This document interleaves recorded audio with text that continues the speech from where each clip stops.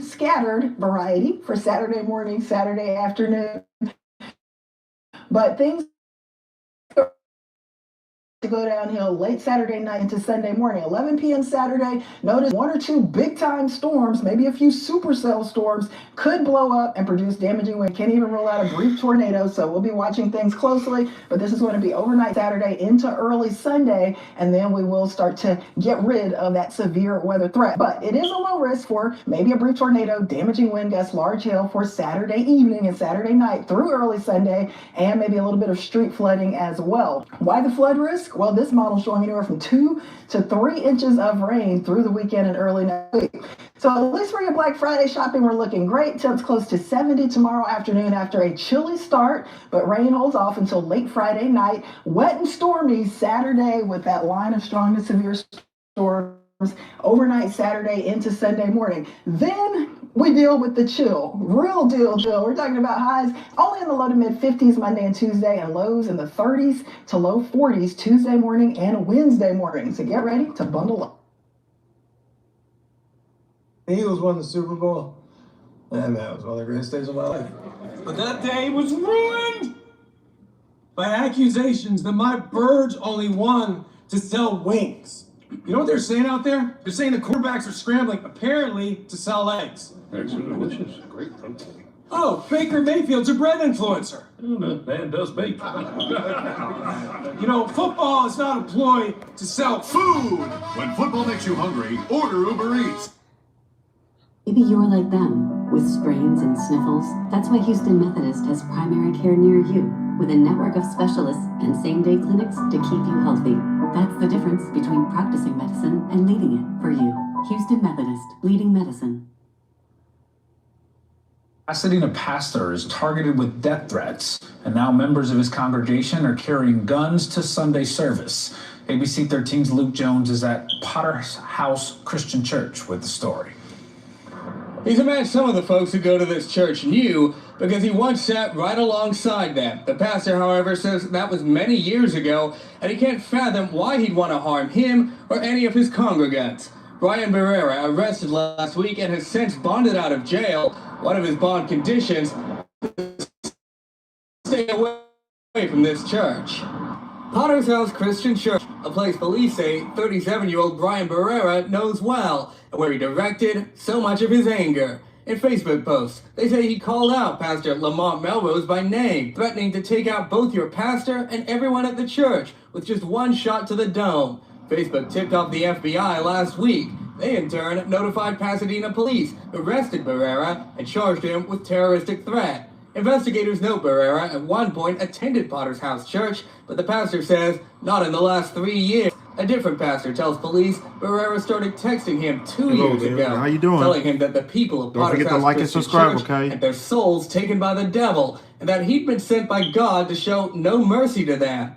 In a search warrant, investigators point to an October 20th Facebook post in which Barrera appears with a gun and vest, a gun they claim he's not allowed to have as a convicted felon. But we couldn't find any evidence Barrera was ever convicted of a felony. His criminal history consisting entirely of misdemeanors, including an assault charge last year when he's accused of hitting his mother at their home and pushing a responding officer. He was given 8 months deferred adjudication, but the court ended it after only 4 months, so Barrera was never convicted. In response to the threats, police say several congregants agreed to carry guns to church. The pastor says they have security measures in place should Barrera decide to show up. In Pasadena, Luke Jones, ABC 13, Eyewitness News. And thank you for joining us on KHU 11 Plus on this early Thanksgiving evening. I'm Mia Gradney. Sadly, the holiday started tragically for a family in Houston's South Park area. This after a 7-year-old boy was hit and killed while riding his bike. It happened around 11:30 this morning on Willow Glen Drive near Herschelwood. That's in Southeast Houston. Jason Miles has more on the story. The holiday took a tragic turn in the 5200 block of Willow Glen Drive. Houston police say a 7-year-old boy believed to have been riding a bike was fatally struck by this big pickup truck.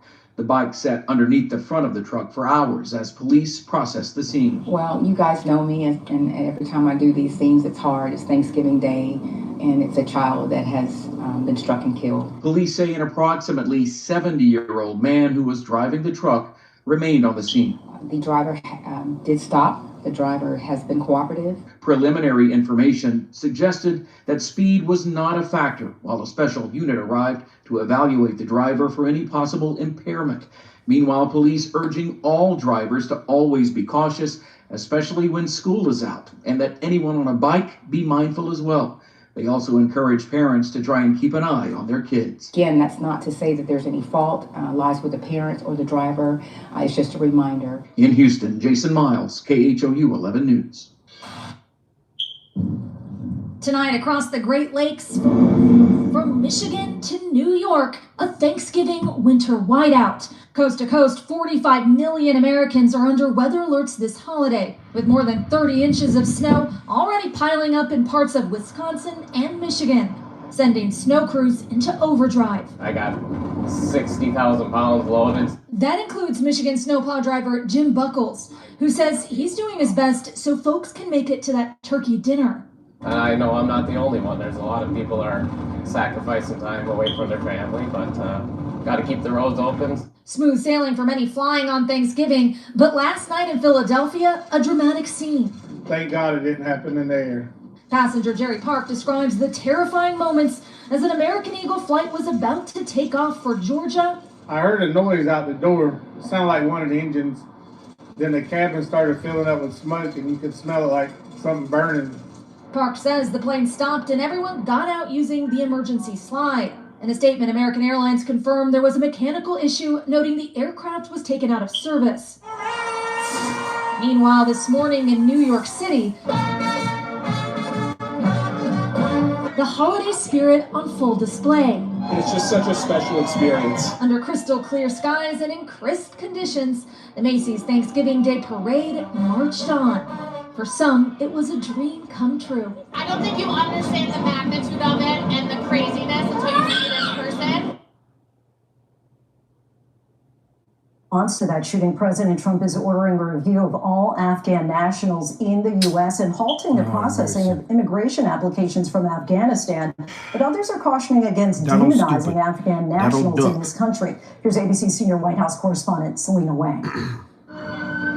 Tonight, in the wake of the shooting of 2 National Guard members, the Trump administration halting all immigration from Afghanistan. We must now re-examine every single alien who has entered our country from Afghanistan under Biden. The U.S. Citizenship and Immigration Service announcing it stopped all Afghan immigration applications pending further review of security and vetting protocols. According to authorities, the suspect was one of 76,000 Afghan refugees settled in the U.S. in 2021 after the chaotic withdrawal from Afghanistan. Nearly 3,300 of them worked for the U.S. government and were granted special immigrant visas. FBI Director Kash Patel blaming the Biden administration. And the prior administration made the decision to allow thousands of people into this country without doing a single piece of background checking or vetting. But law enforcement officials that wasn't him. That was Donald Trump's doing. Extensively vetted, and the suspect was granted asylum this past April under the Trump administration. Just months before it's by the Trump administration. That stupid buffoon. Donald Trump. He's the one that did this. As far as the Afghan refugees and evacuees, as during my tenure, we are going through the databases to make sure that no known or suspected terrorists enter this country to harm our nation. And Lindsay, President Trump is speaking to service members tonight as part of the presidential Thanksgiving tradition. This comes as he's ordered the Pentagon to deploy an additional 500 National Guard troops to Washington, D.C., the president pledging the U.S. will never back down. Lindsay? Selena, thank you. Data-driven advertising can help create connections that last for generations, which is why trusted brands like Ford partner with The Trade Desk. Because what is a moment like this worth to your brand? We say everything. The Trade Desk. The feeling of just showered freshness can't be Hang on, you guys. Let me put on these socks. My feet are getting cold. Hold on. Showered freshness can accompany you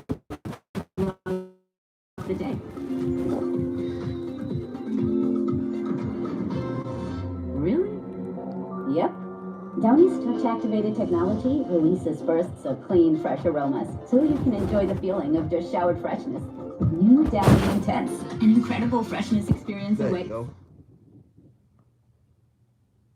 Black Friday deals are popping up everywhere, and they're starting early this year. Yeah, so we checked the deals at Walmart, Target, Amazon, and Best Buy to see where you'll find some of the best sales this year. Tony and Debbie Goller are ready to shop. Black Friday. That's when the deals are. That's when the deals are. The biggest brick and mortar retailer, Walmart, is setting up its Black Friday. Highlighting the hundreds of toys, TVs, and tech goodies at Walmart will be an 85-inch TCL 4K TV for just $498. Best Buy will also have lots of TV, tablet, and laptop deals, including the 13-inch MacBook Air for just $699 and HP Chromebooks for $119. At Target, now through Christmas Eve, look for weekly deals that arrive on Sundays and the deal of the day highlighted on the Target app. Each day, it updates early in the morning. All you have to do is open that Target app and it'll be on your first screen. The biggest savings change daily. It depends on what you're looking for. There's some days it's toys, there's some days it's home goods, there's other days it could be electronics. Some shoppers are enjoying the spread out deals. There's more availability, things aren't snagged up as quickly. It's nice to be able to have more time to shop. And if a price drops after you buy later in the season, Target will refund the difference. Over at Amazon, Black Friday week runs through December 1st, with up to 50% off categories including electronics, home appliances, toys, and fashion. Plus, shoppers can find new daily deals on popular brands like Keurig and Squishmallow. You can get $100 off the PS5. According to the PlayStation blog. You can find a list of all of these deals over on WCPO.com. And that way, you don't waste your money. Hong Kong's government says its construction industry should move away from bamboo scaffolding a day after a deadly inferno in one of the world's most densely populated cities. Black smoke is still billowing from charred high-rise buildings in the apartment complex. The fire department says the death toll has now climbed to 83. Firefighters are trying to reach dozens still feared trapped on some of the higher floors. An investigation has been launched to see what exactly sparked this disaster. The apartment complex was under renovation, clad in bamboo scaffolding and green mesh as well. 3 men who worked now you for a see the reason why I don't trust construction apartments. company have been arrested. I want you to look at this new video on social media showing the lightning speed at which the fire spread. The green mesh catching on fire, then ripping through the building. Hundreds of people driven out of their homes by the fire are in emergency shelters across the city. There's also been, of course, an outpouring of concern and sympathy across mainland China, where people have been closely monitoring this tragedy. CNN's Simone McCarthy joins us live now from Beijing. So, Simone, just explain to us how Chinese authorities are actually reaching out to support some of the victims and the victims' families here. Well, absolutely. Both in Hong Kong and in mainland China, there's been a tremendous outpouring of condolences, of sorrow, and also of support for relief efforts. Here in mainland China, we've seen Chinese leader Xi Jinping direct the Red Cross to release additional funds to go towards those relief efforts. A number of tech giants across China's ecosystem have also stepped forward and released a significant amount of funding towards that.